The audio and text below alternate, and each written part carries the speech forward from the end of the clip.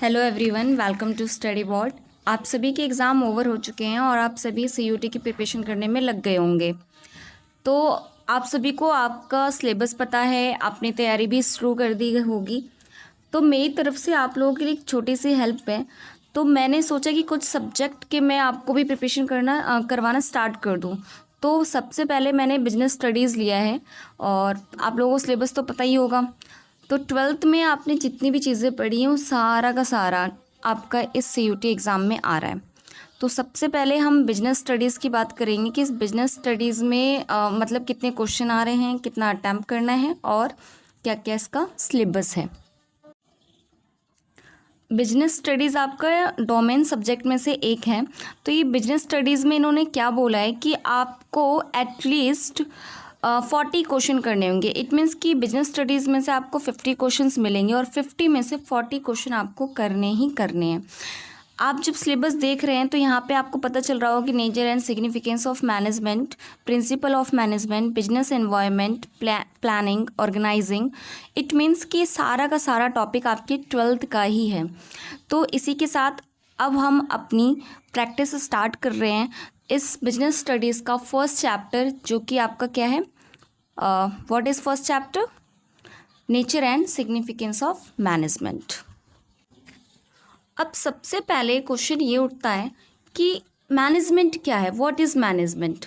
तो आप सभी को पता होगा कि जितने भी सक्सेसफुल ऑर्गेनाइजेशन हैं वो अपने गोल्स को अचीव करने के लिए बहुत सारी प्रोसेस से गुजरते हैं और उन्हीं प्रोसेस को क्या बोला जाता है, मैनेजमेंट। ये आपका एसेंशियल्स फीचर है। इट मीन्स आपको करना ही है, चाहे वो आपका बिजनेस छोटा हो या फिर बड़ा।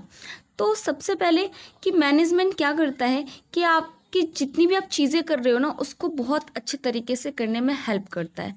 या आपके ऑर्गेनाइजेशन को किस तरीके से काम किया जाए उसको परफॉर्म करने में हेल्प करता है। काफ़ी सारे ऑर्गेनाइजेशन बहुत सारे वर्क्स एक साथ करते हैं, तो वो एक साथ वर्क कैसे किया जाए तो उसमें मैनेजमेंट की ज़रूरत होती है और मैनेजमेंट इसमें काफ़ी अपना पूरा का पूरा सहयोग देता है कि कोई भी काम किस तरीके से किया जाए और उसे किस तरीके से हम अपने गोल्स को अचीव करने के लिए यूज़ कर सकते हैं। तो ये क्या है, मेनली अगर आप वन वर्ड्स में अगर आप बोलना चाहो तो ये क्या है, ये एक प्रोसेस है जो आपके ऑर्गेनाइजेशंस गोल्स को अचीव करने में हेल्प करता है। अब आपने ये तो जान लिया कि मैनेजमेंट क्या है। अब मैनेजमेंट के अंदर भी बहुत छोटे छोटे पॉइंट्स हैं जिनको समझना बहुत ज़्यादा इम्पॉर्टेंट है। तो वो पॉइंट्स क्या क्या हैं, जैसे कि कॉन्सेप्ट ऑफ मैनेजमेंट क्या है, मैनेजमेंट स्किल्स क्या है, level of management, function of management, और भी बहुत सारे पॉइंट्स हैं। तो एक एक को हम धीरे धीरे क्लियर करेंगे। Concept of management. अब ये कॉन्सेप्ट ऑफ मैनेजमेंट में 3 पॉइंट हैं। पहला है प्रोसेस, दूसरा है इफ़ेक्टिवनेस और तीसरा है एफिशिएंसी। प्रोसेस, किसी भी गोल्स को, किसी भी टारगेट को आप अचीव कर रहे हो तो उसको करने के लिए आपके 3 कॉन्सेप्ट लगते हैं। फर्स्ट ऑल जो पहला है प्रोसेस है, तो इसमें आपका planning, organising, staffing, directing, controlling. इसे हम आगे भी बहुत अच्छे से पढ़ेंगे। तो यहाँ पे जस्ट मतलब किसी भी टारगेट को अगर आपको अचीव करना है तो सबसे पहले आप उसे प्लान करोगे, देन ऑर्गेनाइज, फिर उस और ऑर्गेनाइज करने के बाद उस काम को कौन परफॉर्म करेगा, तो स्टाफिंग करनी पड़ेगी। अब जो काम कर रहा है तो उसे आपको इंस्ट्रक्शन भी देने पड़ेंगे, उस पर ध्यान भी रखना होगा। तो ये सारा प्रोसेस के अंदर आता है। इफ़ेक्टिवनेस है कि आपने जो गोल्स जो सेट करे हैं उसको अचीव करने के लिए आप किस तरीके से काम कर रहे हो, कितने इफ़ेक्टिव हो उस काम को करने के लिए।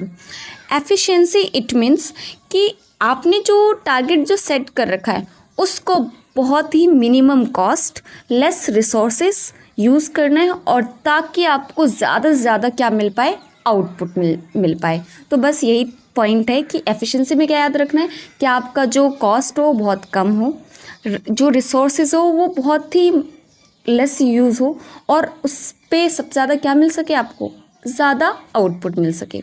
तो आपने 2 पॉइंट्स पढ़ लिए। एक पढ़ लिया कि मैनेजमेंट क्या है और दूसरा कॉन्सेप्ट ऑफ मैनेजमेंट। अब ये देखते हैं कि आपने अगर इतनी सारी चीज़ें अगर आपको समझ में आ गई है तो अब हम आपका कर रहे हैं इवैल्यूएशन। आपके सामने कुछ क्वेश्चंस हैं और उस क्वेश्चंस को आपको देना है आंसर। तो आपका फर्स्ट क्वेश्चन है कि management has to see that tasks are completed, goals and achieved with the least amount of resources at a minimum cost. Identify two related concept of management. अभी आपने concept of management में पढ़ा था कि 3 चीज़ें थी, फर्स्ट था process, दूसरा था इफेक्टिवनेस और थर्ड था एफिशिएंसी. अब इस क्वेश्चन में क्या कह रहा है कि आप क्या कर रहे हो, आप अपने कंपनी को, आपने जो आपका गोल है उसको आपने अचीव करा है, उससे बहुत अच्छे तरीके से उस टास्क को कंप्लीट किया है, और कैसे, बहुत ही कम अमाउंट में और बहुत ही कम रिसोर्सेज. तो कौन से 2 आपके कॉन्सेप्ट हैं? तो कोऑर्डिनेशन, तो अभी हमने कोऑर्डिनेशन तो कुछ नहीं पढ़ा था, ठीक है. बी है एफिशिएंसी एंड इफेक्टिवनेस, हो सकता है, आगे देख लेते हैं. प्लानिंग, हाँ प्लानिंग भी है, बट प्रोसेस की बात तो इस क्वेश्चन ने कुछ कहा नहीं कि हाँ कि स्टाफ वगैरह कुछ तो बोला नहीं, तो सी भी नहीं लग रहा है. मैनेजमेंट एंड एडमिनिस्ट्रेशन, मैनेजमेंट तो पूरा ओवरऑल सब कुछ हो जाएगा. तो क्या होना चाहिए? सबसे पहले इसने क्या बोला था? Minimum cost. तो मिनिमम कॉस्ट इट मीन्स वही मिनिमम कॉस्ट किस में हमने बात करी थी? एफिशिएंसी में. और आपने उस गोल्स को अचीव कर लिया है, तो हमने किस में बात करी थी? इफेक्टिवनेस में. तो इस क्वेश्चन का आंसर क्या हो जाएगा? बी. अब सेकंड क्वेश्चन है कि सक्सेसफुल ऑर्गेनाइजेशन, एक मिनट, सक्सेसफुल ऑर्गेनाइजेशन जो भी है वो क्या कर रहे हैं, अपने गोल्स को वो बाय चांस अचीव नहीं करते, बल्कि वो एक प्रोसेस को, एक डेलिब्रेट प्रोसेस को फॉलो करते हुए अपने ऑर्गेनाइजेशन के सारे गोल्स को अचीव करते हैं, तभी वो एक सक्सेसफुल ऑर्गेनाइजेशन है. तो अगर वो सारे प्रोसेस को फॉलो कर रहा है तो क्या वो इफेक्टिवनेस होगा? हो सकता है. एफिशिएंसी भी हो सकता है, कोऑर्डिनेशन, तो तीनों ही हो सकते हैं. और यहाँ ऑप्शन तो ऑल ऑफ द अबव है नहीं, तो ये तीनों ही ऑप्शन किसके अंदर आएंगे? मैनेजमेंट के अंदर. तो सेकंड क्वेश्चन का आंसर क्या है? मैनेजमेंट. अब हम आगे देखते हैं.